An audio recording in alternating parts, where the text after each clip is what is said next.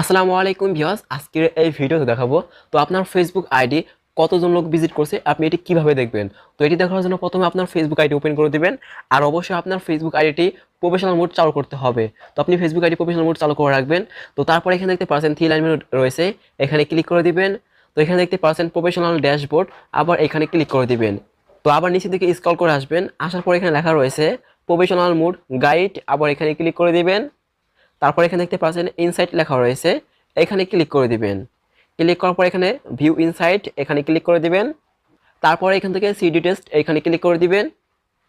Click করার পরে এখানে দেখতে পাচ্ছেন লাস্ট 28 দিনে আমার প্রোফাইল এখানে ভিজিট করছে 555 জন, অর্থাৎ লাস্ট 28 দিনের ভিতরে আমার এই প্রোফাইলটিকে ভিজিট করছে 555 জন লোক ভিজিট করছে। তো আপনি এইভাবে দেখতে পারবেন আপনার প্রোফাইল কতজন লোক ভিজিট করছে। তো ভিডিওটি ভালো লাগলে লাইক দিবেন, শেয়ার করবেন, আমাদের ইউটিউব চ্যানেলটিকে সাবস্ক্রাইব করে রাখবেন, আমাদের ফেসবুক পেজটিকে ফলো করে রাখবেন।